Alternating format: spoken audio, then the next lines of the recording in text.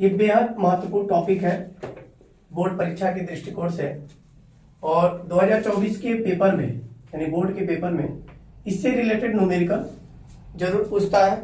कभी कभी केवल फार्मूला और फार्मूले में उपयुक्त व्यंजक क्या क्या है उनके बारे में पूछता है। इसमें ध्यान से देखो, मान लो गुलाम ने क्या किया, कोई ना कोई एक प्रैक्टिकल किया होगा और प्रैक्टिकल के आधार पर उन्होंने निष्कर्ष निकाला होगा। तीनों ने कहा कि यदि दो बिंदु आवेश लें, एक पर Q1 और दूसरे पर Q2, और इनको कुछ दूरी पर स्थित करना है। माना हमने वह दूरी यानी स्थिर बिंदु आवेशों के बीच की जो दूरी है वह क्या है, R है। R दूरी पर जब इन्होंने दो बिंदु आवेशों को रखा तो दो चीजें हो सकती हैं, या तो दोनों धनात्मक होगा, या एक धनात्मक या एक ऋणात्मक होगा, या दोनों ऋणात्मक हो सकता है।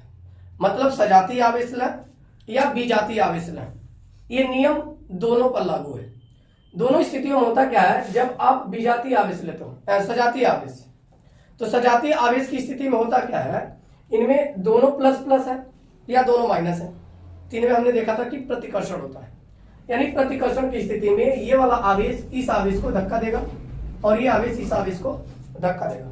तो दोनों स्थितियों में लगने वाला बल क्या होगा, एक का डायरेक्शन इधर होगा तो दूसरे का इधर। तो दोनों स्थितियों में लगने वाले जो बल की दिशा होगी वो क्या होगी, विपरीत होगी एक दूसरे के। वही जब हम प्लस और एक माइनस लेते हैं तो प्लस और माइनस के बीच क्या होता है, अट्रैक्शन। तो ये दोनों एक दूसरे को अट्रैक्ट होंगे, लेकिन फोर्स क्या है, यदि F1 फोर्स इधर लग रहा है तो F2 इधर लगेगा, दोनों क्या होंगे, विपरीत दिशाओं में होंगे। अब ऐसे स्थिति में इन्होंने जो निष्कर्ष निकाला, निष्कर्ष किस आधार पर निकाला, कहा कि यदि हम Q1 को स्थिर रख दें, मतलब इसके मान को ना तो बढ़ाना ना घटाना है, लेकिन Q2 के मान को यदि हम बढ़ाते हैं इस पे लगने वाला फोर्स क्या हो जाता है, बढ़ जाता है।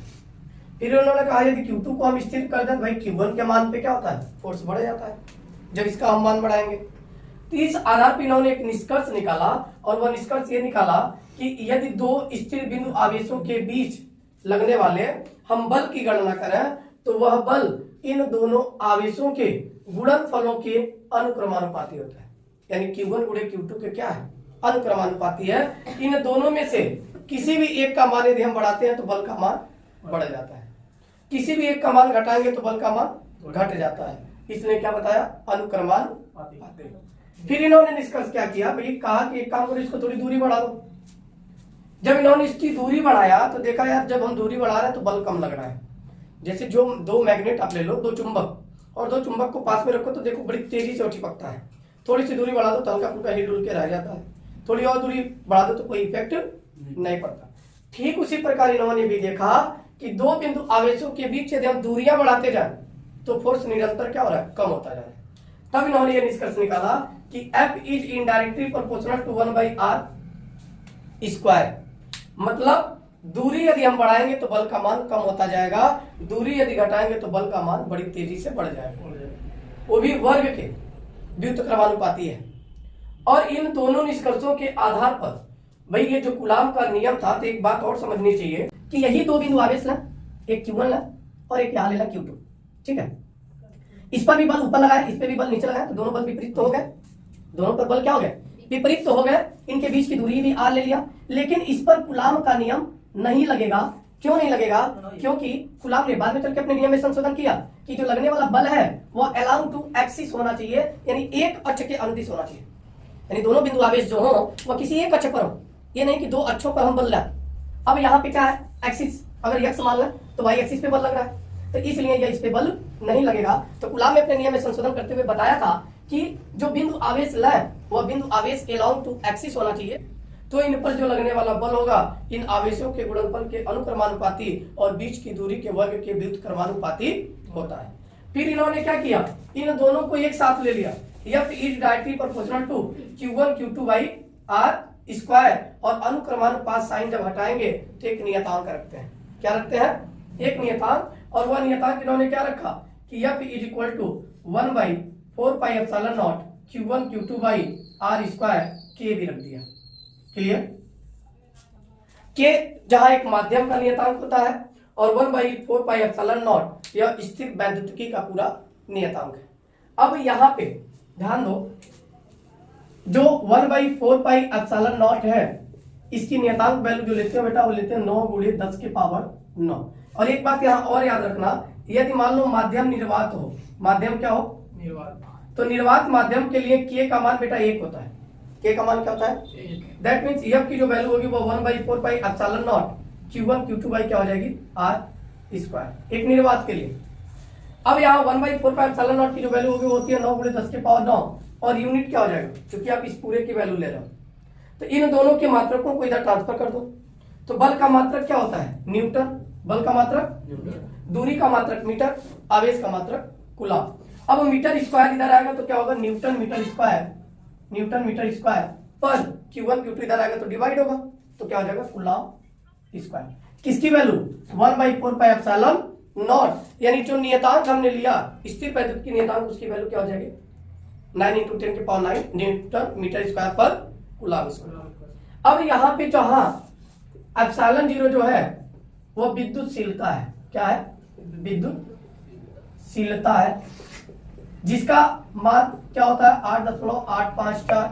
मात्रक क्या हो जाएगा, ध्यान दो बेटा, इसकी वैल्यू हम निकाल रहे हैं, इसकी। और जब इसकी वैल्यू निकालेंगे तो अब इसको हमको ऊपर ले आना पड़ेगा। अब 1/4 पाई तो चूंकि ऑलरेडी एक नियतांक है, नियतांक का कोई मात्रक और कोई बीमा नहीं होता है, तो एप्सिलॉन 0 को जब ऊपर ले जाएंगे तो यही मात्रक ऊपर हो जाएगा, यानी कूलम स्क्वायर और न्यूटन मीटर स्क्वायर। क्लियर। बहुत ही इंपॉर्टेंट क्वेश्चन ये है कि एप्सिलॉन 0 की बीमा पूछता है, क्या पूछता है, एप्सिलॉन 0 की बीमा। बोर्ड एग्जाम में 1 नंबर श्योर है, चाहे ऑब्जेक्टिव में दे दे या निकालने को कहेगा तो आपका 2 नंबर श्योर है कि एप्सिलॉन 0 की बीमा, ये आता ही आता है, वेरी वेरी इंपॉर्टेंट क्वेश्चन है। अब कैसे निकालते हैं इसकी बीमा, क्योंकि मात्रक आपने क्या लिखा एप्सिलॉन 0 का कूलम स्क्वायर पर न्यूटन मीटर स्क्वायर, तो पहली प्राथमिकता हमारी ये होती है कि दिए गए जो मात्रक हैं इनको मूल मात्रक में हम कन्वर्ट कर लें। अब चूंकि एप्सिलॉन 0 की बीमा हमने क्या पढ़ा, कूलम स्क्वायर पर न्यूटन मीटर स्क्वायर, तो पहला काम हम यही करेंगे कि भाई ये जो कूलम स्क्वायर पर न्यूटन मीटर स्क्वायर है इसको मूल मात्रक में बदलना। तो जब हम मूल मात्रक में बदलेंगे तो कूलम चूंकि किसका मात्रक है, आवेश का, तो Q बराबर I T, जहां I क्या है करंट, जिसका मात्रक क्या होगा एम्पियर, T हमारा टाइम है जिसका मात्रक सेकेंड, यानी हम क्या लिख सकते हैं एम्पियर इंटू सेकेंड। बट ध्यान देना बेटा यहाँ पावर 2 है तो ये भी क्या हो जाएगा स्क्वायर अपॉन न्यूटन बल का मात्रक है, और बल F बराबर क्या पढ़ा हम लोगों ने mg, जहां m का मात्रक किलोग्राम मीटर पर सेकंड स्क्वायर, तो यहां लिख देंगे क्या किलोग्राम गुणे मीटर बटे सेकंड स्क्वायर है, मैं डायरेक्ट क्या लिख देता हूं second square into metre square. चूंकि मीटर स्क्वायर मूल मात्रक है, इसको बदलने की कोशिश नहीं करेंगे क्योंकि सबको तो हम मूल मात्रक में ही ला रहे हैं।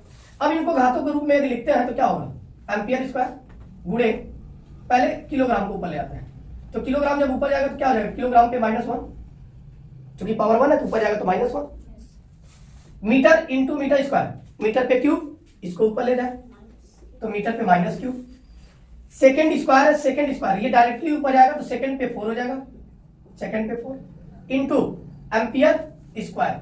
अब इन्हीं को सांकेतिक फॉर्म में जब लिखेंगे तो क्या लिखेंगे m इनवर्स, मीटर को L से L पे -3, सेकंड को T से T पर 4, एम्पियर को A से A पर 2। यह हो गई हमारी बीमा किसकी, एप्सिलॉन 0 की बीमा। वेरी वेरी इंपॉर्टेंट है बोर्ड एग्जाम के लिए, और बोर्ड एग्जाम में 2024 के पेपर में या ऑब्जेक्टिव में और शॉर्ट आंसर टाइप दोनों में आ सकता है। ठीक है, अब इस पे आधारित न्यूमेरिकल लगता है, पहले नोट कर